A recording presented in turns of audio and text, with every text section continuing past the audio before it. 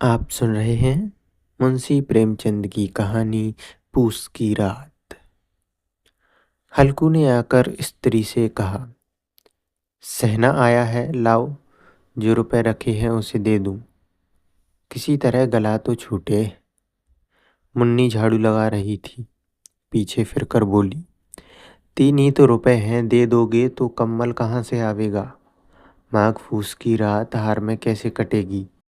उससे कह दो फसल पर रुपए दे देंगे, अभी नहीं है। हल्कू एक क्षण अनिश्चित दशा में खड़ा रहा। पूस सिर पर आ गया। बिना कम्बल के हार में रात को वह किसी तरह नहीं जा सकता। मगर सहना मानेगा नहीं, घुड़कियां जमावेगा, गालियां देगा। बला से जाड़ों मरेंगे, बला तो सिर से टल जाएगी। यह सोचता हुआ वह अपना भारी भरकम डील लिए हुए स्त्री के समीप आ गया और खुशामद करके बोला, ला दे दे, गला तो छूटे, कम्बल के लिए कोई दूसरा उपाय सोचूंगा। मुन्नी उसके पास से दूर हट गई और आंखें तरेरती हुई बोली, कर चुके दूसरा उपाय, जरा सुनूं कौन उपाय करोगे। कोई खैरात दे देगा कम्बल। ना जाने कितनी बाकी है जो किसी तरह चुकने की ही नहीं आती। मैं कहती हूँ तुम क्यों नहीं खेती छोड़ देते। मर मर काम करो, उपज हो तो बाकी दे दो। चलो छुट्टी हुई। बाकी चुकाने के लिए तो हमारा जन्म हुआ। पेट के लिए मजूरी करो, ऐसे खेती से बाज आए। मैं रुपए ना दूंगी, ना दूंगी। हल्कू उदास होकर बोला, तो क्या गाली खाऊं। मुन्नी ने तड़प कर कहा, गाली क्यों देगा, उसका राज है। मगर यह कहने के साथ ही उसकी तनी हुई भौहें ढीली पड़ गईं। हल्कू के उस वाक्य में जो कठोर सत्य था, वह मानो एक भीषण जंतु की भांति उसे घूर रहा था। उसने जाकर आले पर से रुपए निकाले और लाकर हल्कू के हाथ में रख दिए। फिर बोली, तुम छोड़ दो अब की से खेती। मजूरी में सुख से एक रोटी खाने को मिलेगी, किसी की धौंस तो ना रहेगी। अच्छी खेती है, मजूरी करके लाओ, वह भी उसी में झोंक दो, उस पर से धौंस। हल्कू ने रुपए लिए और इस तरह वह बाहर चला मानो अपना हृदय निकाल कर देने जा रहा हो। उसने मजूरी से एक एक पैसा काट कपट कर 3 रुपए कम्बल के लिए जमा किए थे। आज वह निकले जा रहे थे। एक एक पग के साथ उसका मस्तक अपनी दीनता के भार से दबा जा रहा था। पूस की अंधेरी रात, आकाश पर तारे ठिठुरते हुए मालूम होते थे। हल्कू ने अपने खेत के किनारे ऊख के पत्तों की एक छतरी के नीचे बांस के खटोले पर अपनी पुरानी गाड़ी की चादर ओढ़े काँप रहा था। खाट के नीचे उसका संगी कुत्ता जबरा पेट में मुंह डाले सर्दी से कूं कूं कर रहा था। दो में से एक को भी नींद न आती थी। हल्कू ने घुटनियों को गर्दन में चिपकाते हुए कहा, क्यों जबरा, जाड़ा लगता है। कहता तो था घर में पुआल पर लेटा रहे, तो यहाँ क्या लेने आए थे। अब खाओ ठंड, मैं क्या करूं। जानते थे मैं यहाँ हलवा पूरी खाने आ रहा हूँ, दौड़े दौड़े आगे आगे चले आए। अब रो नानी के नाम को। जबरा ने पड़े पड़े दुम हिलाई और अपनी कूं कूं को दीर्घ बनाता हुआ एक बार जम्हाई लेकर चुप हो गया। उसकी स्वान बुद्धि ने शायद ताड़ लिया, स्वामी को मेरी कूं कूं से नींद नहीं आ रही है। हल्कू ने हाथ निकालकर जबरा की ठंडी पीठ सहलाते हुए कहा, कल से मत आना मेरे साथ, नहीं तो ठंडे हो जाओगे। यह रांड पछुआ ना जाने कहाँ से बर्फ लिए आ रही है। उठूं फिर एक चिलम भरूं, किसी तरह रात तो कटे। 8 चिलम तो पी चुका। यह खेती का मजा है। और एक एक भगवान ऐसे पड़े हैं जिनके पास जाड़ा आ जाए तो गर्मी से घबरा कर भागे। मोटे मोटे गद्दे, लिहाफ कंबल, मजाल है कि जाड़े का गुजर हो जाए। तकदीर की खूबी है, मजूरी हम करें मजा दूसरे लूटें।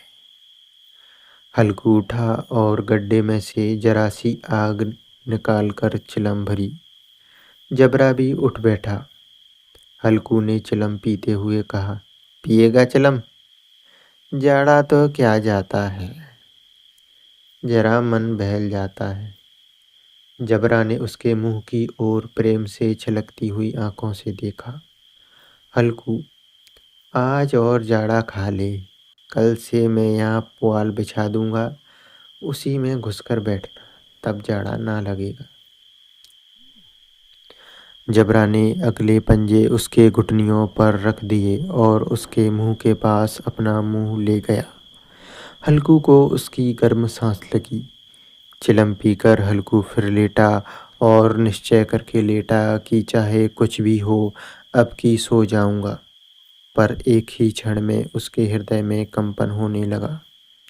कभी इस करवट लेटता, कभी उस करवट, पर जाड़ा किसी पिशाच की भांति उसकी छाती को दबाए हुए था। जब किसी तरह न रहा गया तो उसने जबरा को धीरे से उठाया और उसके सिर को थपथपाकर उसने उसे अपनी गोद में सुला लिया। कुत्ते की देह से जाने कैसी दुर्गंध आ रही थी, पर वह उसे अपनी गोद से चिमटाए हुए ऐसे सुख का अनुभव कर रहा था जो इधर महीनों से न मिला था। जबरा शायद समझ रहा था कि स्वर्ग यही है, और हल्कू की पवित्र आत्मा में तो उस कुत्ते के प्रति घृणा की गंध तक न थी। अपने किसी अभिन्न मित्र भाई को वह इतनी ही तत्परता से गले लगाता, वह अपनी दीनता से आहत न था जिसने आज उसे इस दशा को पहुंचा दिया। नहीं, इस अनोखी मैत्री ने जैसे उसकी आत्मा के सब द्वार खोल दिए थे। उसका एक एक अणु प्रकाश से चमक रहा था। सहसा जबरा ने किसी जानवर की आहट पाई। इस विशेष आत्मीयता ने उसमें एक नई स्फूर्ति पैदा कर दी थी, जो हवा के ठंडे झोंकों को तुच्छ समझती थी। वह झपट कर उठा और छतरी के बाहर आकर भौंकने लगा। हल्कू ने उसे कई बार चुमकार कर बुलाया, पर वह उसके पास न आया। हार में चारों तरफ दौड़ दौड़ कर भूखता रहा। एक क्षण के लिए आ भी जाता तो तुरंत ही फिर दौड़ता। कर्तव्य उसके हृदय में अरमान की भांति उछल रहा था। 1 घंटा और गुजर गया। रात ने शीत को हवा से धधकाना शुरू किया। हल्कू उठ बैठा और दोनों घुटनों को छाती से मिलाकर सिर को उसमें छिपा लिया। फिर भी ठंड ठंड कम न हुई। ऐसा जान पड़ता था सारा रक्त जम गया है। धमनियों में रक्त की जगह हिम बढ़ रहा है। उसने झुककर आकाश की ओर देखा। अभी कितनी रात बाकी है। सप्तर्षि अभी आकाश में आधे भी नहीं चढ़े। ऊपर आ जाएंगे तब कहीं सवेरा होगा। अभी पहर भर से ऊपर रात है। हल्कू ने खेत से कोई एक गोली के टप्पे पर आमों का एक बाग था।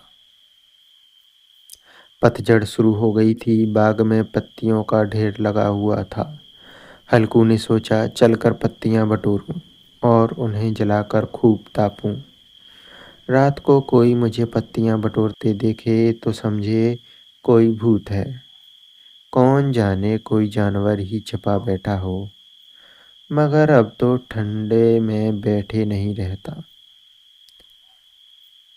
उसने पास के अरहर के खेत में जाकर कई पौधे उखाड़ लिए और उनका एक झाड़ू बनाकर हाथ में सुलगता हुआ उपला लिए बगीचे की तरफ चला। जबरू ने उसे आते देखा तो पास आया और दुम हिलाने लगा। हल्कू ने कहा, अब तो नहीं रहा जाता जबरू, चलो बगीचे में पत्तियां बटोर कर तापें, टाँठे हो जाएंगे तो फिर आकर सोएंगे, अभी तो रात बहुत है। जबरा ने कूं कूं करके सहमति प्रकट की और आगे आगे बगीचे की ओर चला। बगीचे में खूब अंधेरा छाया हुआ था और अंधकार में निर्दय पवन पत्तियों को कुचलता हुआ चला जाता था। वृक्षों से ओस की बूंदें टप टप नीचे टपक रही थीं।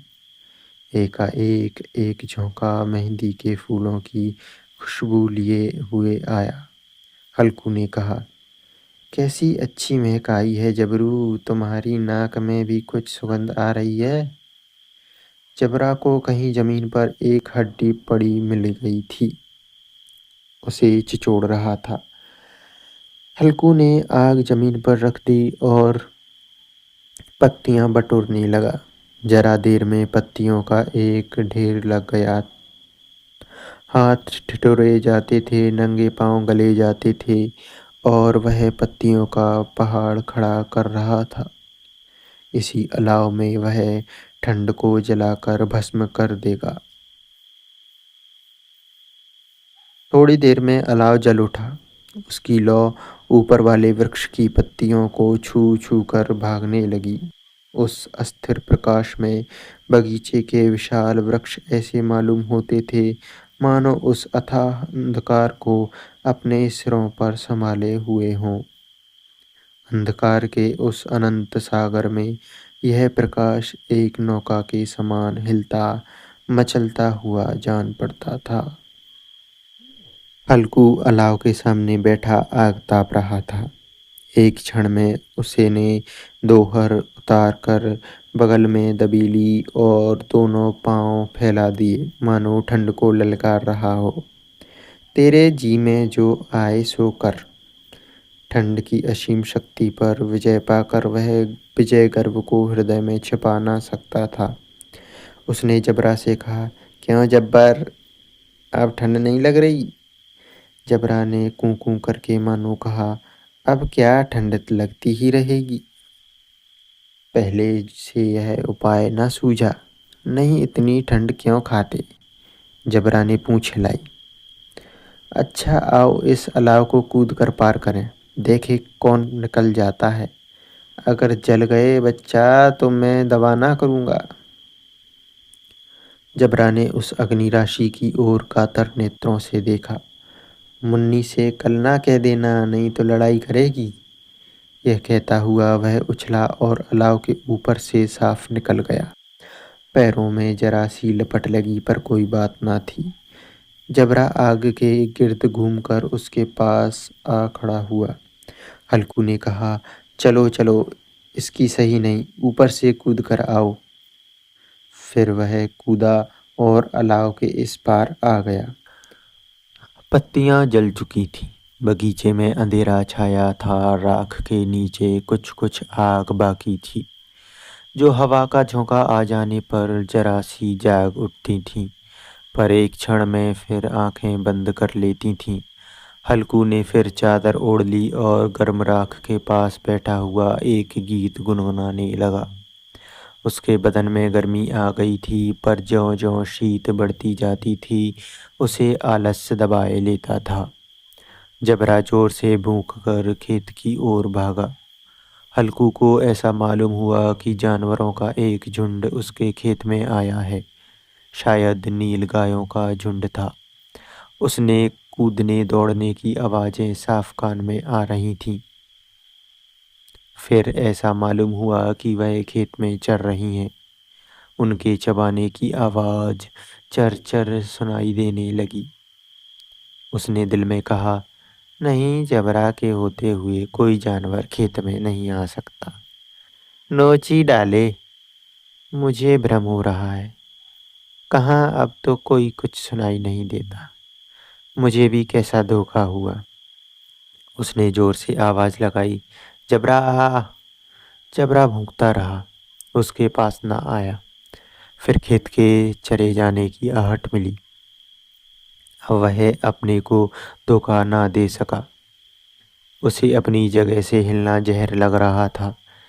कैसा दंदाया हुआ बैठा था। इस जाड़े पाले में खेत में जाना, जानवरों के पीछे दौड़ना असूझ जान पड़ा। वह अपनी जगह से ना हिला। उसने जोर से आवाज लगाई, हिलो हिलो। आवाज फिर लगाते हुए जबरा फिर भूख उठा। जानवर खेत चर रहे थे। फसल तैयार है, कैसी अच्छी खेती है, पर ये दुष्ट जानवर उसका सर्वनाश किए डालते हैं। हल्कू पक्का इरादा करके उठा और 2-3 कदम चला, पर एकाएक हवा का ऐसा ठंडा चुभने वाला बिच्छू के डंक का सा झोंका लगा कि वह फिर बुझते हुए अलाव के पास आ बैठा और राख को कुरेद कर अपनी ठंडी देह को गरमाने लगा। जबरा अपना गला फाड़े डालता था। नीलगायें खेत का सफाया किए डालती थीं और हल्कू गर्म राख के पास शांत बैठा हुआ था। अकर्मण्यता ने रस्सियों की भांति उसे चारों तरफ से जकड़ रखा था। उसी राख के पास गर्म जमीन पर वह चादर ओढ़कर सो गया। सवेरे जब उसकी नींद खुली तब चारों तरफ धूप फैल गई थी और मुन्नी कह रही थी, क्या आज सोते ही रहोगे? तुम यहाँ आकर रम गए और उधर सारा खेत चौपट हो गया। हल्कू ने उठकर कहा, क्या तू खेत से होकर आ रही है? मुन्नी बोली, हाँ, सारे खेत का सत्यानाश हो गया। भला ऐसा भी कोई सोता है? तुम्हारे यहाँ मड़ैया डालने से क्या हुआ? हल्कू ने बहाना किया, मैं मरते मरते बचा। तुझे अपने खेत की पड़ी है। पेट में ऐसा दर्द हुआ कि मैं ही जानता हूँ। दोनों फिर खेत की डांड पर आए। देखा सारा खेत रौंदा पड़ा हुआ है और जबरा मड़ैया के नीचे चित्त लेटा है, मानो प्राण ही ना हो।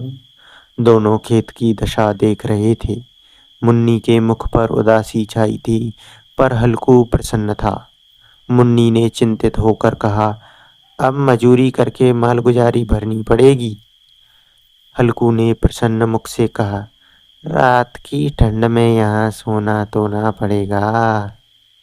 आप सुन रहे थे मुंशी प्रेमचंद की कहानी पूस की रात। हमारी ऐसी ही कहानियों के लिए चैनल को सब्सक्राइब करें और वीडियो को लाइक करें।